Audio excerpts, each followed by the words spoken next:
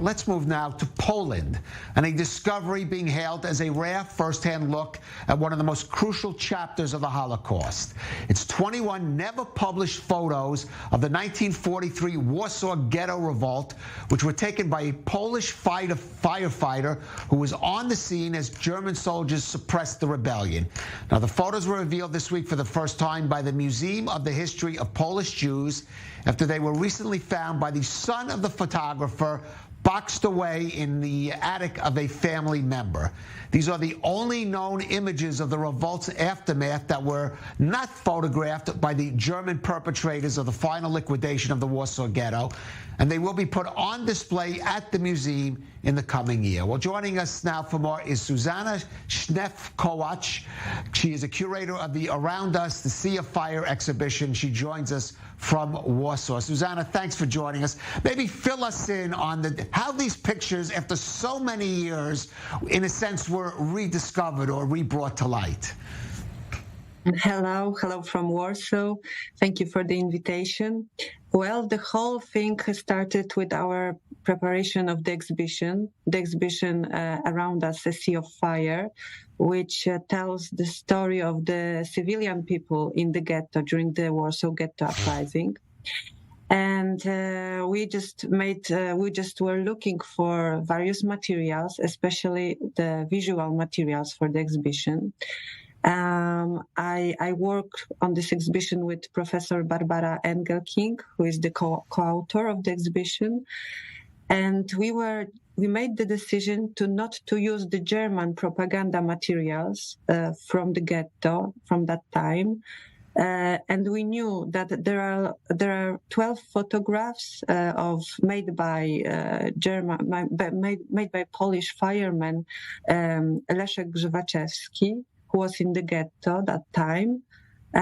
So we just wanted to get to know where is the negative, where is the original film negative of these photos, whether we have other maybe stills from the ghetto made by Grzywaczewski. So we started to look for the family of the author of the photos.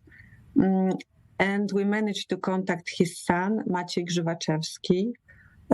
So I asked Maciej Grzywaczewski whether he knows anything about these materials, maybe some other materials they have at home. And of course, he was aware that his father was in the ghetto during the uprising as a fireman and took the photographs. But he had no other knowledge about the negatives, about other materials. But he promised me to look for the materials in his family archives. So it lasted for about half a year. We were constantly in contact. We were looking together for these materials. And finally, last month, he called me telling that he managed to find the material, the original film negative from the ghetto that his father took during the uprising. And as you told already, this is a very unique material because this is the only material that we know that resisted until today. And which is not made by Germans, by the perpetrators. So just totally different perspective. Right. Susanna, do we know what this Polish firefighter thought about, or why he took those pictures? He was there on the job, putting out fires, and what he thought about what was going on, and why he kept those pictures all those years. Well, it was a quite young man. He was 23 that time, so it was a young man who was passionate of making photographs, and we know that he had his camera, and well, I think that he wanted to documented the events in the ghetto that time. He wasn't, he was a member of Polish underground movement, but it wasn't his mission to make the documentation. Right. Actually, I want to ask you about that because, of course, there was a larger rebellion of the Polish underground also involved here. How do Poles see the Warsaw Ghetto rebellion as part of that, or its own unique occurrence, or is there still an education process underway that this kind of was the circumstances were slightly different here? Well, yes, of course. It was like the ghetto was separated from the city, and there was the knowledge about what is happening in the ghetto was quite limited. But of course, the underground, the Jewish underground movement, had connections with the Polish underground movement. So there were some contacts. And there were made reports about what is happening. But normally people in Warsaw, they were under German occupation and they just lived their life. We had several photos taken by Poles from the other side of the wall.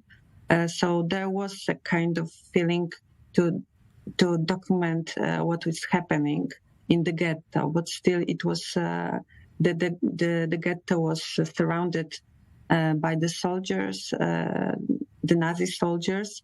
So the access to the ghetto was very limited. Right. So tell us about this exhibition. I believe it's going to open in a couple of months, and I guess these photos are going to be sort of a central element in that exhibition. Well, yes, the exhibition is about the civilians in the ghetto. This is a quite new perspective and a way of telling the history of the uprising. We focus on the civilians and their stories, their experiences, their feelings. So it is not a quite factographical and historical exhibitions. It's about rather experience and feelings and emotions of the people inside the ghetto during the uprising, who weren't they didn't fight with the armed. They weren't a part of armed resistance movement in the ghetto. They were just like normal people hiding in the bunkers underground and just trying to survive, to keep their own closest and dearest persons beside them, and to hold on together day by day and hour by hour. So we are using personal testimonies on the exhibition, and we are telling very individual personal stories.